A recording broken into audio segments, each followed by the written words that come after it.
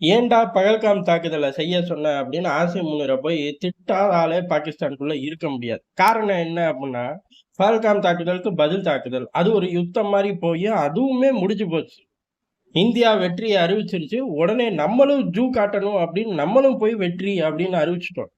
அது எப்படிடா நீ வெற்றி அப்படின்னு ஒரு டசன் பையன் தினமும் வந்து பாகிஸ்தான் அடிச்சுக்கிட்டு இருக்காங்க. அது என்னங்கிறத அடுத்து பார்ப்போம். ஆனா இந்த பஹல்காம் தாக்குதலுக்காக ஆரம்பிச்ச விஷயங்கள் 2 பாகிஸ்தான் கணக்குலயே போடல. லிஸ்ட்லயே இல்லாததா மாட்டிக்கிச்சு. ஒண்ணு என்ன அப்டின்னா, தண்ணிய இவ்வளவு தூரம் அக்ரஸிவா போய் கட் பண்ணுவோம் அப்படின்னு பாகிஸ்தான் எதிர்பார்க்கல. 2வது விஷயம் அப்படிங்கிறது, பாகிஸ்தானோட அணு ஆயுதமே கேள்விக்குறியாயிருச்சு. அதத்தான் அவன் பெரிய பிரம்மாஸ்திரம்னு ஊருக்குள்ள சொல்லிக்கிட்டு இருந்தான். அவனுக்கு மட்டும் கிடையாது. மொத்த மத்திய கிழக்குல இருந்து வளைகுடா வரை பாகிஸ்தானோட அணு ஆயுதம் இருக்கு அப்படின்னான். இப்ப எங்கடா இருக்கு அப்படின்னு கேட்கிற அளவுக்கு ஆயிப்போச்சு. இது 2மே அவர்கள் கைய விட்டு நிரந்தரமா போயிருமோ அப்படிங்கிற அச்சம், பயம் எல்லாமே இருக்கு. இந்தியா இறங்கி வேலை செய்யுது. காரணம் என்ன அப்படின்னா, இந்த தண்ணியெல்லாம் தொறந்து விட்டுறலாமே அப்படின்னு சொல்லி எல்லாரையும் வச்சு பேசி பார்த்துட்டார்கள். ஆனா இந்தியா ரொம்ப ஸ்ட்ராங்கா சொல்லிருச்சு. இங்க பாரு கிராஸ் பார்டர் டெரரிஸ்ட நிறுத்து. அப்பதான் தண்ணி வரும். அதுக்கு நடுவுல தண்ணிங்கிற பேச்சுக்கே இடம் இல்லை அப்படின்ட்டார்கள். இப்ப தண்ணிய கொண்டு வரணும்னா யுத்தத்த செய்வியா அப்படின்னு கேட்டா, யுத்தத்தையா? யுத்தம் செஞ்சா அணு ஆயுதத்த புடுங்கி புடுவாய்ங்கப்பா. அப்புறம் எதைக் காட்டி மிரட்டுறது? முதல்ல அவனுங்க அடிச்ச ராணுவ இலக்குகளை எல்லாம் சரி பண்ணவே 8ல இருந்து 12 மாசம் வேணும். அதுக்கப்புறம் தான் ஒரு யுத்தத்தை நோக்கிலாம் நம்மளால முடியும். 20 நாளா பங்கர்லயே இருந்து ஆள் சுருங்கி போயிட்டாரு ஆசிம் முனீர். இனிமேதான் குஷ்டியா சாப்பிட்டு கிப்ட்டு உடம்பெல்லாம் தேத்தணும்.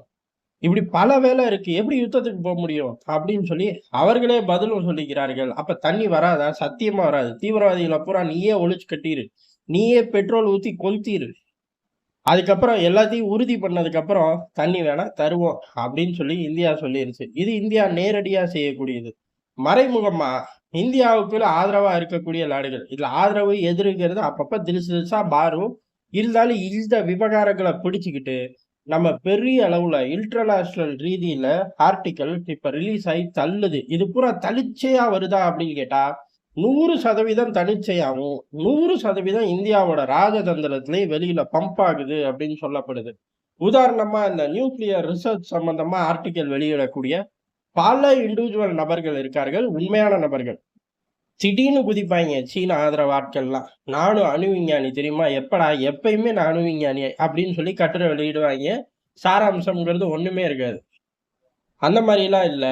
இப்ப பாகிஸ்தான்ல எப்பேர்ப்பட்ட அணு கசிவு நடந்திருக்கு அப்படிங்கிறத பெரிய அளவுல ஆர்டிக்கல் சுத்திக்கிட்டே இருக்கு. அது ஆஸ்திரேலியால இருந்து சுத்துது, ஜெர்மன்ல இருந்து சுத்துது, பிரான்ஸ்ல இருந்து சுத்துது, இந்தியால இருந்து சுத்துது, அன்னை அமெரிக்கா கிட்ட இருந்தே சுத்த ஆரம்பிச்சிருக்கு. இந்த மாதிரி ஆர்டிக்கல் ஒரு பக்கம் சுத்த, உள்ளொரு பக்கம் ராஜதந்திர ரீதியில இந்தியா வலுவா அடிச்சுக்கிட்டே இருக்கு. டிஃபென்ஸ் மினிஸ்டர் பிள்ளையார் சொல்லி போட அடுத்து எல்லா அமைச்சர்களுமே பிடிச்சுக்கிட்டார்கள். பாகிஸ்தானோட அணு ஆயுதம் சேஃபா அப்படிங்கிற ஒரே கேள்விதான். கார்லாக அணுக்கசிவு ஏற்பட்டிருக்கிறார்கள். பாகிஸ்தான் இல்லை அப்படிங்கிறான். அணு கசிவெல்லாம் மானிட்டர் பண்ணக்கூடிய இன்டர்நேஷனல் வாட்ச்டாக பொறுத்த வரையும் எங்க கிட்ட உள்ள டேட்டாக்கள்ல அணுக்கசிவு ஏற்படலை அப்படிங்கிறாங்க. அவனுங்க கிட்ட உள்ள டேட்டா அப்படிங்கிறது என்ன அப்படின்னா, அது பொதுவான அதாவது இங்கெல்லாம் அணு ஆயுதங்கள் சேமிப்பு இருக்கு, அணு சம்பந்தப்பட்ட பொருட்கள் இருக்கு அப்படிங்கிற பொதுவான டேட்டா இந்தியா கிட்டயே இருக்கு. இந்தியாவோட பொதுவான டேட்டா பாகிஸ்தான் கிட்ட இருக்கு. அதே மாதிரி இன்டர்நேஷனல் வாட்ச்டாக் கிட்டயும் இருக்கு. ஆனா ரகசியமான இடங்கள்ல உள்ளது அவர்கள் கிட்ட இல்ல. குறிப்பா அணு சம்பந்தமான உலகம் பூரா இந்த விவகாரத்துக்குன்னு ஒரு ஏஜென்சி வச்சிருக்காங்க. ஏஜென்சினாலே அது ஆக்டிவ் இல்ல அப்படிங்கிறது ஒரு சப்ஜெக்ட். அந்த ஏஜென்சி IAEA இது பெரிய அளவுல எங்ககிட்ட உள்ள டேட்டால எந்த பிரச்சனையும் இல்லை அப்படின்ட்டார்கள். உங்ககிட்ட உள்ள டேட்டா தான் ஊர் உலகம் பூரா இருக்கே. ரகசியமான இடத்துல உள்ளது அப்படின்னு கேட்டதுக்கு அதை பத்தி அவர்கள் எதுவுமே பேசல. இதுலயே பஞ்சாயத்து வெடிச்சிருச்சு. இது போக பல நபர்களும் சேட்டலைட் இமேஜ்களாகட்டும், அதுக்கடுத்து அமெரிக்காவோட டீம் போய் இறங்குனதாகட்டும், இத மையமா வச்சு ஆர்டிக்கல் எழுதி தள்ளுறார்கள்.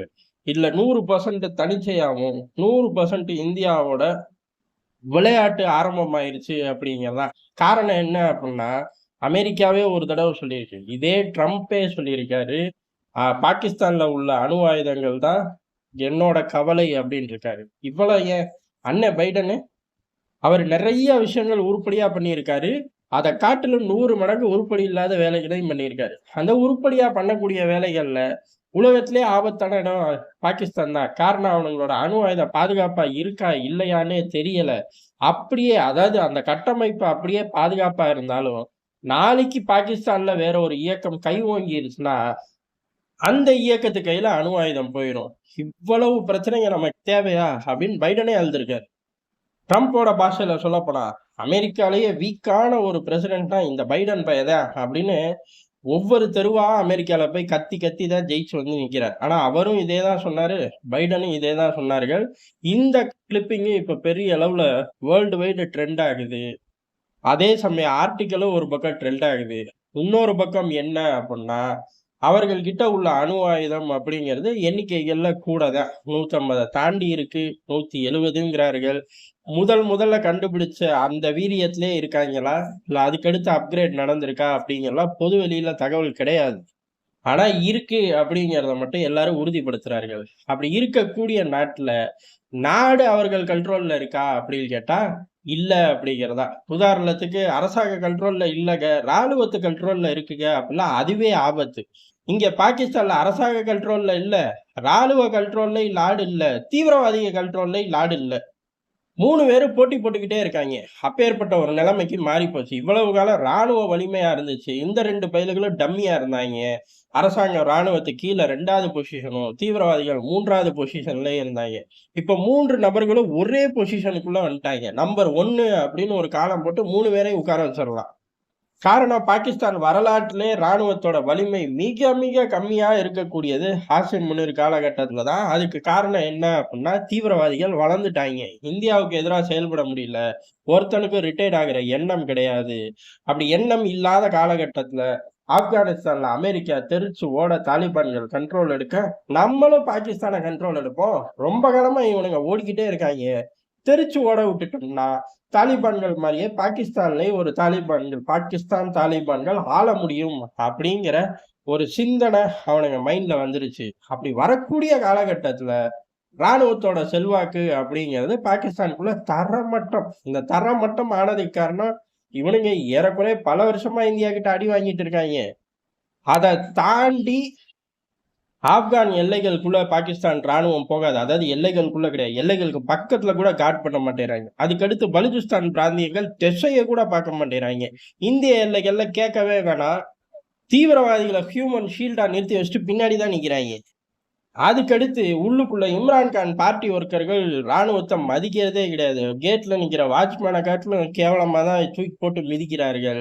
இவ்வளவும் ஒரே காலகட்டத்துல பாகிஸ்தான் ராணுவம் சந்திக்குது. அதனால செல்வாக்கு அப்படின்னு பேப்பர்ல மடிச்சு கூட ஆசிம் முனிரால வைக்க முடியுதுல்ல. அங்க உள்ள பாகிஸ்தான் பிரஜை பாக்கெட்டுக்குள்ள கையை விட்டு கிழிச்சு போட்டு போயிடுறான். ஏதோ டிக்கெட் செக்கர் மாதிரி. இவ்வளவு கேவலமா இருக்கக்கூடிய நாட்டுல 150, 170 வார்ஹெட் இருக்கலாமா அப்படின்னு கேட்டா, இருக்கலாம் அப்படின்னு உலகம் விட்டுச்சுன்னா, உலகத்த காட்டிலும் அதாவது ஆதி காலத்து மனுஷன்ட்ட அது இல்ல, இது இல்ல அப்படிம்பாய்ங்க. அப்புறம் ஒரு காலத்துல மிருகத்துல இருந்து மனுஷன் வந்தான் அப்படிம்பாய்ங்க. இப்படி இவர்களா சொல்லுவார்கள். சயின்ஸ் ரீதியாவோ, இல்ல உருட்டல் ரீதியாவோ. நமக்கு நம்பிக்கை இருக்கு, இல்லைங்கிறதுலாம் தனி சப்ஜெக்ட்.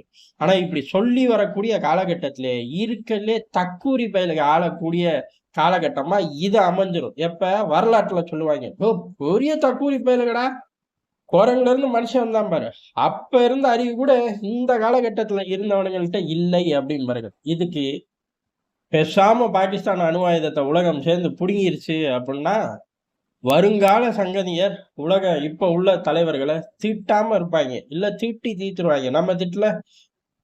அன்னைக்கு அவர் பண்ண பிரச்சனையால தான் இன்னைக்கு வரை நம்ம இவன் கூட சண்டை போட்டுக்கிட்டு இருக்கோம்னு எத்தனை பேரை திட்டுறோம். அதே மாரிதான் அமெரிக்காவுக்கும் நடக்கும். அமெரிக்காவுக்கு மட்டும் கிடையாது. ஒட்டுமொத்த உலகத்துக்கும் நடக்கும். இதெல்லாம் தேவையில்ல அப்படின்னா சிம்பிள் தான். இவ்வளவு டீட்டெயில் பம்ப் ஆகிக்கிட்டு இருக்குல்ல. இந்த சர்க்கம்ஸ்டன்ஸ பயன்படுத்தி பாகிஸ்தானோட அணு ஆயுதத்த நியூட்ரலைஸ் பண்ணிற வேண்டியதுதான். முடியும். தாராளமா முடியும். ஒரு காலத்துல உக்ரைன்ல இருந்தது அப்படின்னு கால்குலேட் பண்ணோம்னா, அமெரிக்கா, ரஷ்யா அடுத்து உக்ரைன்னு ஸ்டாண்ட் எடுக்கக்கூடிய லெவல்ல தான் இருந்துச்சு. புடுங்கல. அந்த மாரி நாடுகள் ஒன்றிணைந்தால் ஈஸியா பாகிஸ்தான்ட்ட இருந்து புடுங்கிட்டு போயிரலாம். அத நோக்கி இந்தியா செயல்பட ஆரம்பிச்சிருக்கு. இத பகல்காம் தாக்குதலுக்கு முதல் நாள் தெரிஞ்சிருந்துச்சு. இப்படி ஒரு கால்குலேஷன் வந்துரும்னு தெரிஞ்சிருந்துச்சுன்னா, இவனுங்க பகல்காம் தாக்குதல நடத்தியிருக்கவே மாட்டாய்ங்க. ஆனா இந்திய கால்குலேஷனை ஸ்பெல் பண்ற அளவுக்கு அறிவு இருந்தா இவனுங்க பாகிஸ்தானே இருந்திருக்க மாட்டாங்களே. நல்ல பிள்ளையா ஓரஞ்சரமா விளையாண்டுகிட்டு இருந்திருப்பாங்களே. அதனால மிக விரைவில் பாகிஸ்தான் அணு ஆயுதம் அற்ற நாடா மாறும் அப்படிங்கறதுதான் யதார்த்தமான உண்மை.